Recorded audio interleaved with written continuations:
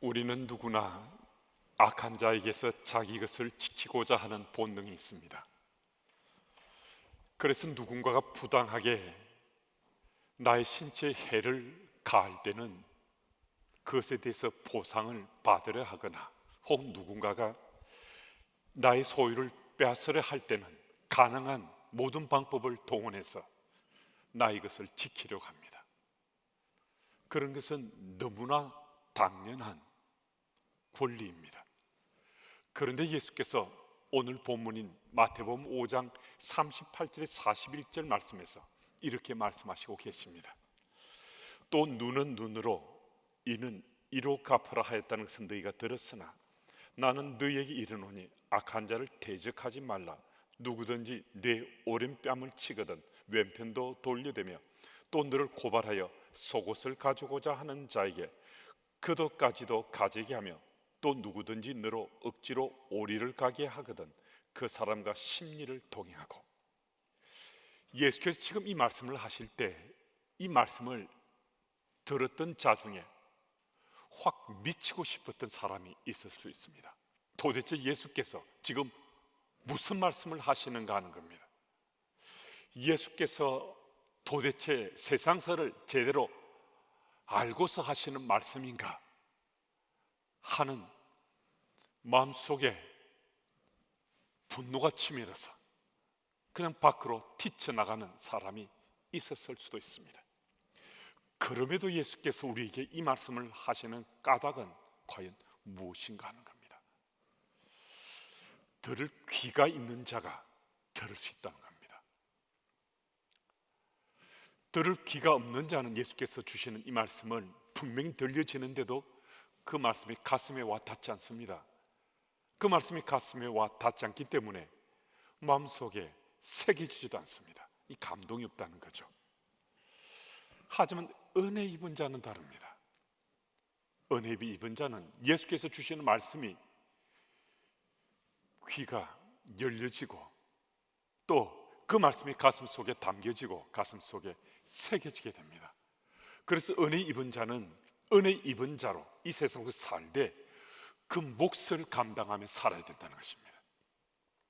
그래서 은혜 입은 자는 세상 속에서 자신의 그 삶을 드러내며 살아내야 한다는 거예요. 위에서 지금 말씀하시는 예수님의 이 말씀은 세 가지 메시지가 담겨 있는데요, 순차적으로 하나씩 좀 살펴보고자 합니다. 먼저는 오른 뺨을 맞는 얘기입니다. 혹시 뺨을 맞아 보신 적이 있습니까? 뺨을 맞는다는 것은 인격과 자신의 삶의 존엄성에 큰 데미지를 입게 되는 겁니다. 유대인들은 누군가의 오른뺨을 때린다는 것은요, 그들에게 수치와 모욕을 뜻하는 거였습니다. 보통 이 사람이 오른손으로 상대방의 뺨을 때리면 왼뺨을 때리게 되는 거거든요. 그런데 오른뺨을 때린다는 것은요, 손 등으로, 오른손 등으로 뺨을 때리는 거거든요. 그래서 유대인들은 오른손 등으로 뺨을 때리는 것은 두 배의 모욕과 경멸을 뜻한 의미가 담겨 있다고 생각했습니다. 그런데 예수께서 이 오른뺨을 맞았는데 왼편까지도 대어주라고 말씀하십니다. 그럼 이렇게 할 사람이 과연 우리 가운데 몇 사람이나 되겠습니까? 정말 특별한 경우에 예수 이름을 위해서 고난을 자처하는 심정으로 혹 우리 가운데 오른뺨을 맞았는데 왼편까지 되어줄 수 있는 사람이 혹 있을 수도 있습니다. 그런데 예수께서 지금 이 말씀하시는 것은 특별한 때, 특정한 상황 속에가 아니라 일상 속에서 이렇게 살아야 된다라고 말씀하고 있는 겁니다. 정말 힘들고 어려운 것을 요구하시는 거거든요. 그런데 예수께서 말씀하시는 바는요, 우리 보고 불가능한 것을 행하라라고 말씀하시는 것 아니에요. 주께서 말씀하시는 것은 쉽지 않은 일이 참 많습니다. 따라가기가 어렵습니다. 하지만 주께서 말씀하시는 그 말씀은 우리가 그 말씀대로 살 수 있는 항상 그 말씀을 우리 삶에서 이루갈 수 있는 그런 하나님 능력 가운데 우리가 그것을 행할 수 있음을 말씀하시면서 우리에게 그 길을 가라라고 말씀하시는 거거든요. 그런데 예수께서 왼편뺨까지 되어주라고 말씀하는 이 말씀의 본말은 과연 무엇인가 하는 겁니다. 예수께서는 보복하기 위해서 악을 사용하지 말라라고 말씀하시는 겁니다. 성경은 말씀을 기록하고 있어요. 하나님께서는 원수 갚는 것은 내게 있으니까 너희들이 갚지 말라고, 내가 대신 갚아주겠다고 말씀하셨습니다. 하나님의 백성, 하나님 자녀를 사랑하시는 주께서는 우리 손에 피 묻히지 말라는 거예요. 우리 입술에 악한 말들을 담지 말라고 말씀합니다. 사랑하는 주의 백성들은 내가 다 내 원수를 갚아줄 테니까 그 악한 일을 행하지 말라는 겁니다. 여러분, 역사의 무대에서 우리 경험되고 우리 이미 습득된 것들은요, 보복은 언제나 보복을 낳습니다. 악은요, 항상 더한 악을 낳습니다. 이것은 이미 우리가 역사 무대에서 지켜봤고 우리도 지금 현실 속에서 경험하고 살아가는 우리 삶의 이야기입니다. 그래서 주께서는 당신의 자녀들이 이 악한 일에 악으로 보복하고 그래서 악으로 대처하는 것, 이것 원치 않으신다는 거예요. 유명 권투 선수에 대한 실화인데요, 이 선수는 광산촌에서 태어났습니다. 그런데 그 동네에서, 그 지역에서 주먹왕이었습니다. 어깨가 된 거죠. 누구도 감히 대적할 수 없을 만큼 아주 무서운 주먹, 그러니까 어느 누구도 상대할 수 없는 그 지역의 최고의 주먹이었다는 겁니다. 그런데 이 권투 선수가 어느 날 동료를 통해서 예수님을 인격적으로 만나게 됐습니다. 세상 속에 나와서 이제 자기 잡을 권투 선수로 자신의 젊은 시절을 보내고 있는데 동료를 통해서 예수님을 인격으로 만났는데 자신의 삶이 달라졌습니다. 주변 사람들이요, 깜짝깜짝 놀랄 정도로 매일매일 이 친구의 삶이 변한 겁니다. 얼마나 놀랍게 변했으면요, 이 권투 선수의 삶이 변한 것이 고향 마을까지 전해질 정도였습니다. 명절이 되었습니다. 고향을 들렸습니다.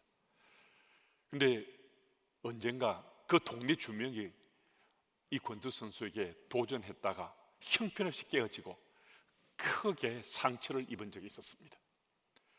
그런데 그 사람이 느닷없이 달려와서 이 권투 선수를 가격했습니다. 갑작스럽게 생긴 일이었습니다. 이 권투 선수가 진짜 변했는지 가짜인지 그거 알아보고자 했고 자신의 마음밭에 한처럼 맺힌 엉어리를 풀고자 하는 마음으로 달려들어서 한번 몇 차례 가격을 한 거였습니다. 갑작스럽게 당했지만은 그냥 몇 차례 얻어맞고 났어요. 이 권투 선수가 이 동네 주먹에게 이렇게 말했습니다. 나는 참 부끄러운 삶을 지금까지 살아왔다. 내 지난 삶을 되돌아보면 못된 짓 한 것밖에 보이지 않는다. 그런데 내가 예수를 만났는데 예수께서 나의 모든 죄를 다 용서해 주셨음이 내게 믿어졌다. 나의 모든 죄를 깨끗하게 용서해 주신 그 예수님 때문에 오늘 너를 용서할 테니까 그냥 가라. 그 상황 속에 이 동네 주먹이 굉장히 곤란해진 거죠. 조금 시간이 지났습니다. 고민하고 또 갈등하다가 자기도 좀 예수를 한번 믿어봤으면 하고 동네 교회를 찾아갔다는 얘기입니다.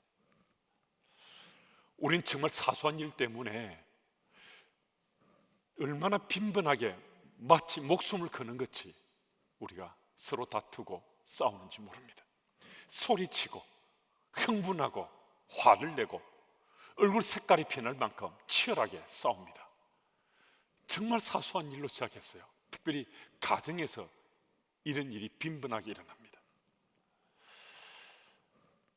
정말 소리칠 일 아니고 화낼 일 아니고 흥분한 일 아니고 얼굴 변한 일 아닌데도요, 우리가 이런 모습을 보일 때가 때때로 있습니다.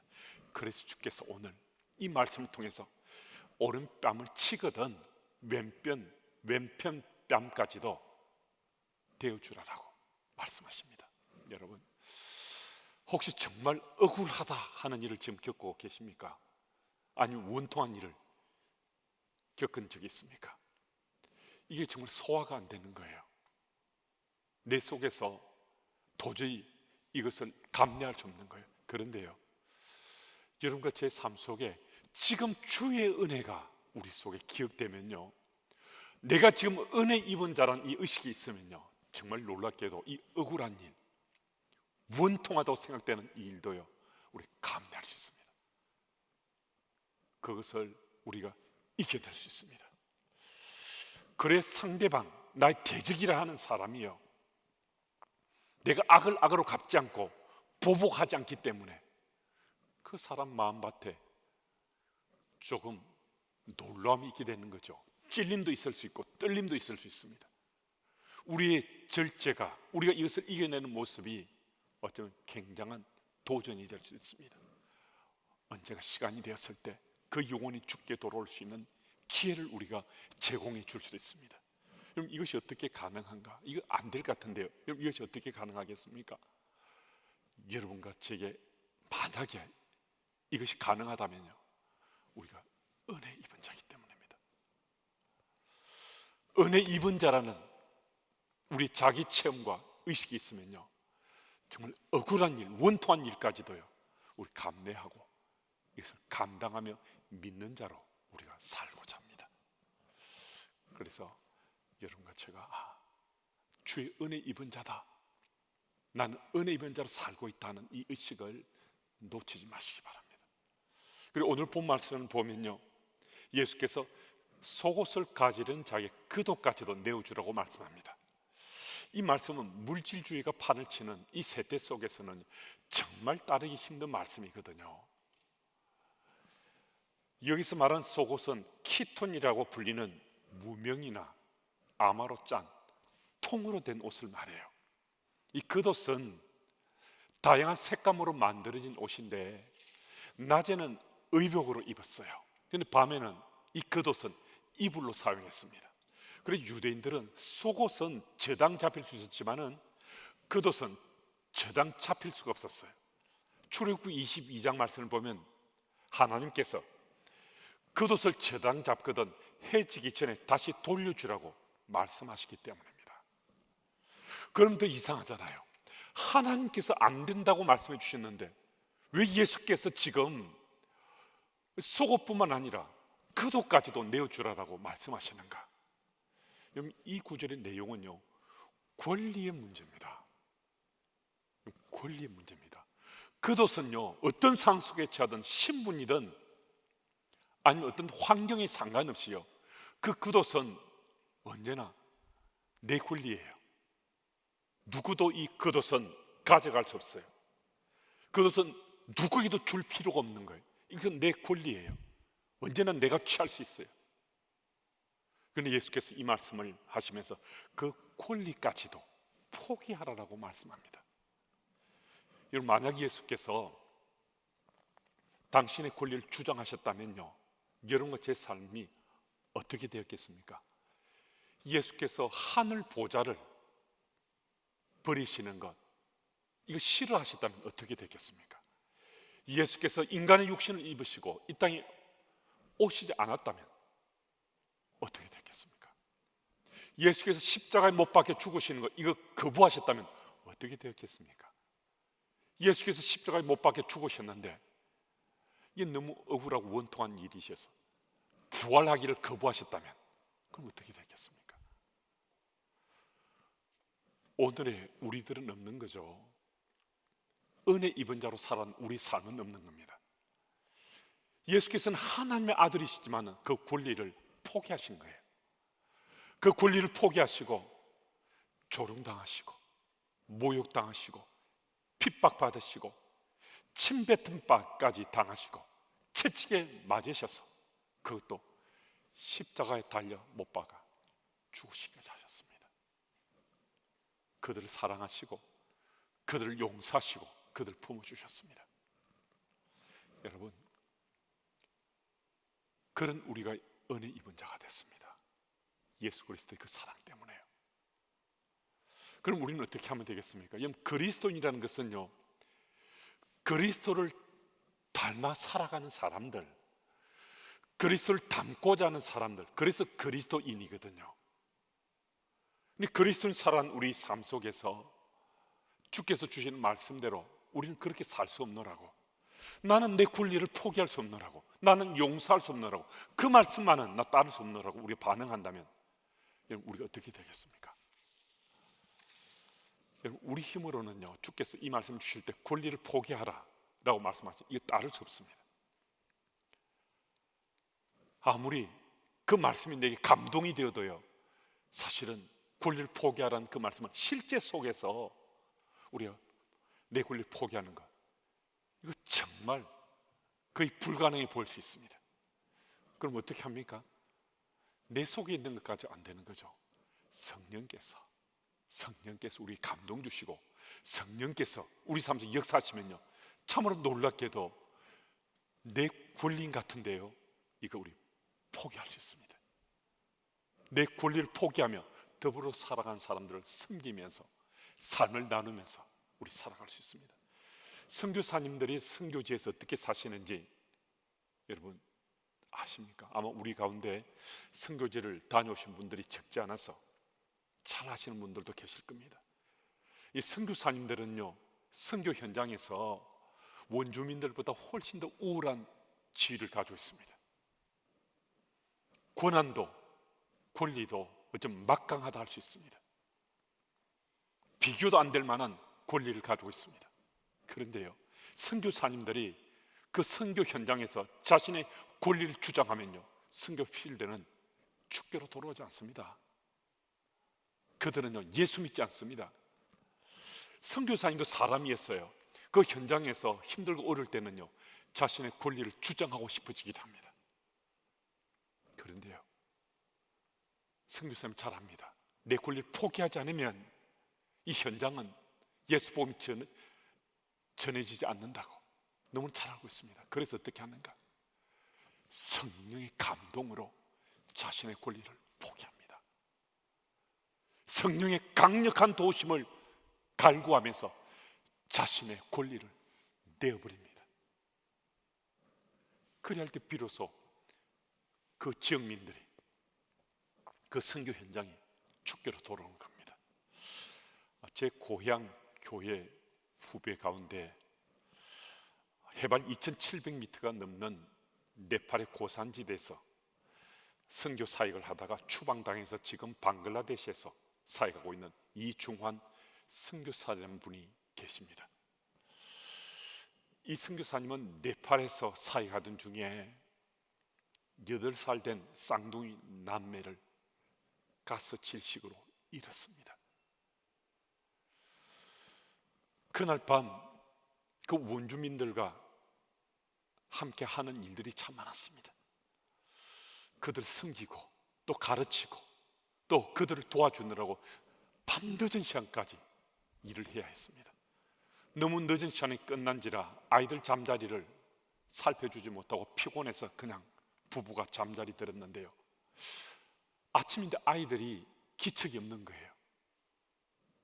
방문을 열고 들어갔더니만 2700m 이상의 그 고산지대에서 너무나 강한 추위 때문에 아이들이 견디지 못하고 골로를 켜놓고 잠들었는데 밤사이 아이들이 가스 질식으로 목숨을 잃고 말았습니다.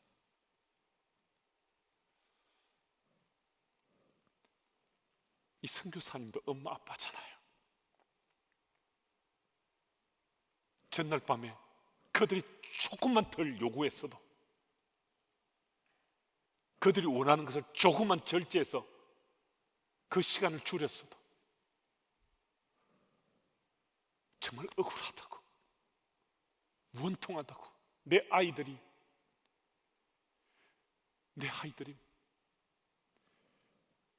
그 아이들의 죽음 앞에서 얼마나 할 말이 많았겠습니까? 그런데요, 이 선교사님 부부는 한국으로 돌아가지 않았습니다. 아이들을 그 땅에 묻었습니다. 그걸 계속 그들에게 복음 전했습니다. 그래서 이 선교 본부에서 선교사님 부부를 소환했습니다. 그래서 한국으로 나왔습니다. 선교 본부에 이 선교사님 부부가 할 말이 얼마나 많았겠습니까? 아이를 잃은 엄마 아빠가 하고 싶은 말이 얼마나 많았겠습니까? 여러 교회에서 선교사님을 청명을 했습니다. 한국에 계속 붙잡아 두고자 했습니다. 그런데요, 이 선교사님은 다시 네팔로 돌아갔습니다. 사랑하는 내 아들, 딸이 묻혀있는 그 땅에 우리 뼈까지도 묻겠다며 다시 네팔로 돌아갔습니다. 여러분, 이게 어떻게 가능하겠습니까? 여러분, 이게 어떻게 가능하겠습니까?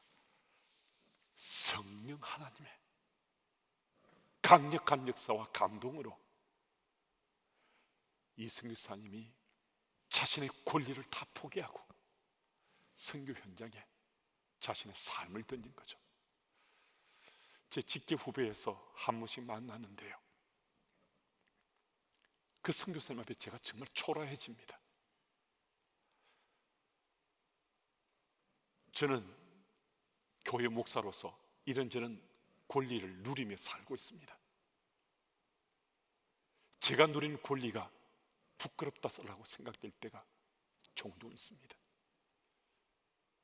혹 제가 제 권리를 포기하는 것이 있다면 그것은 성령께서 감동으로 저를 잡아주시면 저도 이곳에서도 제 권리를 포기하면서 저 사역할 수 있습니다.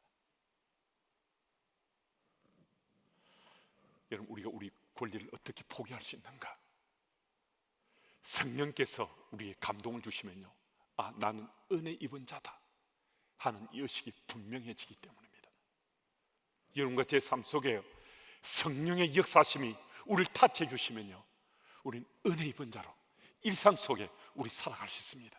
우리 권리를 포기하고 더불어 살아가는 이들을 섬기고 우리 대적까지도 우리가 그를 섬겨가면서 우리 살아갈 수 있습니다. 여러분, 이 자리에 함께 우리 한 사람 한 사람이 은혜 입은 자로 살아감으로 내가 마땅히 누릴 수 있는 권리까지도 포기하며 함께 주변을 좀 섬기며 살아가는 세상 속의 그리스도인들이 다 됐으면 참 좋겠습니다. 또 41절 말씀을 보면 예수께서 누구든지 너로 억지로 오리를 가게 하거든 그 사람과 심리를 동행하라고 말씀합니다. 원래 로마법 가운데 피점령국에서는 강제로 사람을 차출할 수 있는 그런 악법이 있었습니다. 사람을 차출해서 오리까지 물건을 배달할 수 있었습니다. 그런데 이 악법을 오용하고 남용해서 오리만이 아니라 심리, 그보다 더한 거리까지도 사람들을 차출해서 물건을 배달시키고 그리고 사람들을 괴롭히는 일들이 비일비재했습니다. 예수께서 말씀하십니다. 억지로 오리를 가라 하더라도 심리까지 동행하라고. 이 말씀을 우리 가정에 적용해 보면요, 남편이 아내에게 한 가지 부탁하면 두 가지를 들어주는 겁니다. 아내가 남편에게 한 가지를 부탁하면, 도움을 청하면 두 가지를 응해주는 겁니다. 가정에서 예수께서 주신 이 말씀대로 오리를 가라 하는데도 심리를 가고자 하는 심정으로 이 마음으로 부부가 서로 삶을 나누면요, 화목해지는 거죠. 이 사랑이 넘쳐나는 거죠. 여러분, 왜 우리가 예수님 이 말씀처럼 가정을 꾸려가야 하는가? 여러분과 저는요, 은혜 입은 자이기 때문에 그렇습니다. 은혜 입은 자로 살아야 되기 때문에 그렇습니다. 물론 우리 실패할 수 있고요, 또 넘어질 수 있습니다. 우리 연약함 때문에. 하지만 이 말씀이 기억돼서 다시 일어나는 겁니다. 다시 은혜 입은 자로 살고자 용기 내는 겁니다. 은혜 입은 자로 살아서 가정의 화평과 또 화목과 사랑이 넘치는 가정이 다 되었으면 참 좋겠습니다. 또 42절 말씀은 이렇게 기록되어 있습니다. 내게 구하는 자에게 주며 내게 꾸고자 하는 자에게 거절하지 말라. 지금까지 살펴본 말씀과는 조금 다른 의미인데요, 소유에 관한 메시지입니다. 인간의 본능 중에 가장 강한 것이 소유욕이라고 합니다. 사람들은 무엇을 소유해야만 행복해진다라고 생각한대요. 그래서 소유하고자 치열하게 씨름하고 소유하고자 땀 흘리고 수고하며 산다는 겁니다. 그래서 행복 유무도 이 소유욕에 따라 결정된다고 생각하기까지 합니다. 끊임없이 이 소유욕에 사로잡혀 이 꿈을 꾸고 살다가는요, 우리 인생의 마지막 우리 현장이 참으로 세상 속에서 행복하지 못하고 세상 속에서 그 병을 앓다가 우리 인생을 마칠 수도 있습니다. 여러분, 소유욕은 우리에게 참 필요하고 우리를 행복하게 할 것 같지만은요, 맹점이 있습니다. 이것은 자기 절제가 안 된다는 거예요. 끝이 안 보여요. 마무리가 되지 않습니다. 이 열병을 앓게 되면요, 계속 이 소유욕, 이 열병을 붙잡고 살다가 매어 살다가 그리고 마침내 이 열병을 앓는 가운데 삶이 끝나버린다는 겁니다. 우리 물질에 대한 것도 마찬가지잖아요. 돈도요, 돈이 좀 있으면 말에 힘이 들어간다고 그래요. 돈이 좀 있으면 어깨에 힘이 들어가고요, 돈이 좀 있으면 여유만만해진다고 그래요. 틀린 말이 아닐 수 있습니다.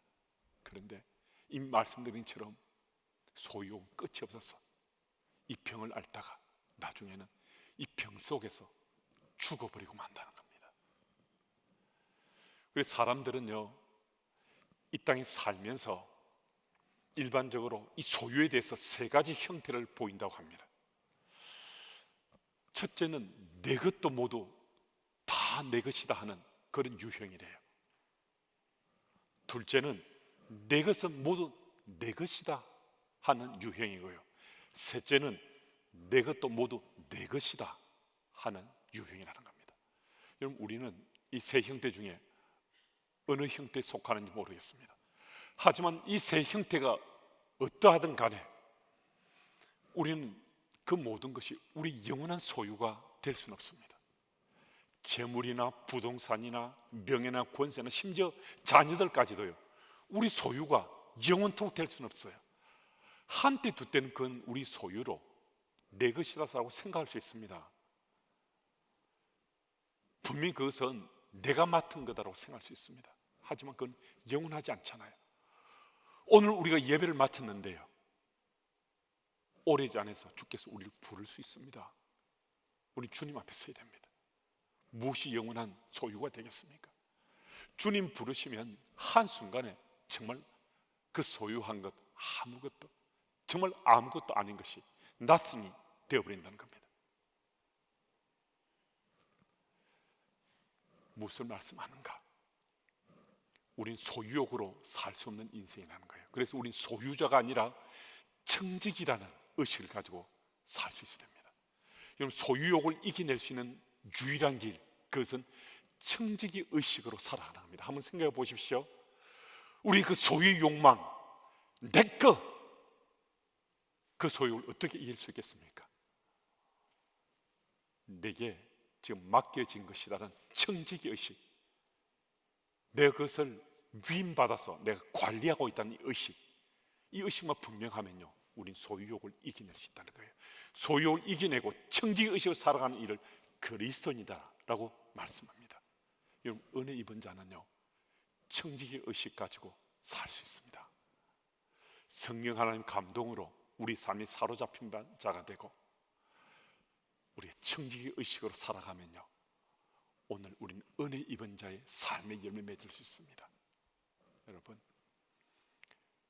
코로나19로 또 참 시대 상황 속에 이런저런 진영 논리로 인해서 빈부의 격차는 말할 것도 없겠고요, 우리 참 고통스럽게 하고 아프게 합니다.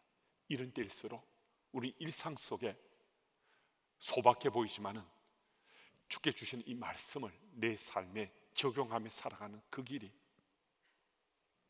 이 땅에서 하나님 나라 백성으로 살아가는 우리 삶의 열매가 될 수 있습니다. 잊지 마시고 은혜 입은 자다 하는 이 의식을 보다 분명히 해서 은혜 입은 자의 삶의 열매들을 풍성히 거두시기를 예수 이름으로 축복합니다.